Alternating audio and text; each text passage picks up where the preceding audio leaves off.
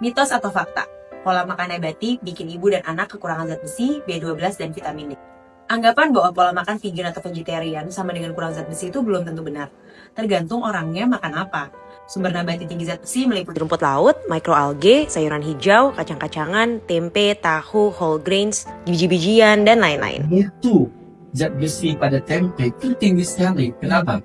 Karena tempe itu melalui proses fermentasi di mana asam fitat yang bisa menghambat penyerapan besi sudah dipecah dihidrosis oleh enzim fitase yang ada di Rhizopus oligospermum. Meskipun bentuknya non-kim, bila dimakan dengan vitamin C, penyerapannya akan naik 200-400%. Vitamin C punya kemampuan mendongkrak penyerapan zat besi berapa kali dia? 2-4 kali. Berarti 200-400% kenaikan. Menurut statistik, 49% ibu hamil di Indonesia mengalami anemia. Vegetarian dan vegan hanya 1,5% dari populasi. Artinya, sebagian besar ibu yang anemia masih mengkonsumsi protein hewani. Jadi berpikir bahwa ibu vegetarian atau vegan pasti anemia, atau ibu yang mengkonsumsi protein hewani pasti tidak anemia, adalah suatu anggapan yang tidak benar. Intinya, kedua pola makan punya resiko kurang zat besi bila sumber makanan tinggi zat besi tidak cukup dikonsumsi. Kebiasaan minum teh atau kopi misalnya sambil makan juga bisa menghambat penyerapan zat besi. Yang menarik, riset di Inggris menemukan bahwa ibu vegetarian cenderung mengkonsumsi lebih banyak zat besi dibandingkan bumil non-vegetarian. Dan jangan lupa, terlalu banyak konsumsi heme iron atau zat besi hewani juga menaikkan resiko sakit jantung, dan resiko itu tidak terjadi untuk zat besi dari sumber nabati. Benar, heme iron itu penyerapannya lebih tinggi, tapi membawa faktor resiko, makanya tidak dianjurkan untuk dikonsumsi dalam jumlah besar. Kalau ada orang yang menganjurkan kalian bisa makan daging sebanyak-banyaknya, coba deh kritisasi. B12. Vitamin B12 itu sumbernya dari bakteri yang ada di tanah. Protein hewani mengandung B12 karena fortifikasi atau suplementasi kobalt di pakan hewan atau masih memakan tanah.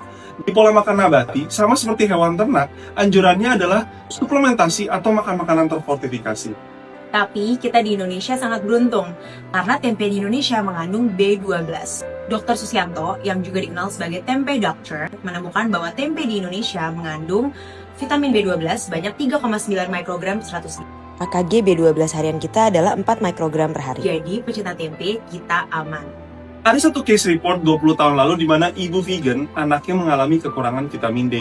Case report bukan penelitian ilmiah karena hanya terjadi di satu atau beberapa orang yang umumnya bersifat kasus luar biasa.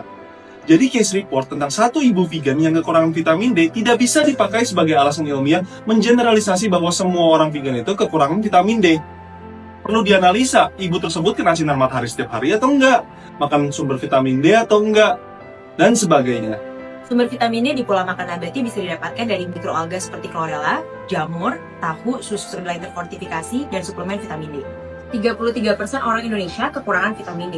Vegetarian atau vegan hanya 1,5% dari penduduk. Artinya, makan sumber hewani juga nggak menjamin orang cukup vitamin D. Dan vegan bukan berarti pasti kekurangan vitamin D. Dokter gizi juga menyarankan ibu hamil untuk tes vitamin D dan suplemen bila dibutuhkan.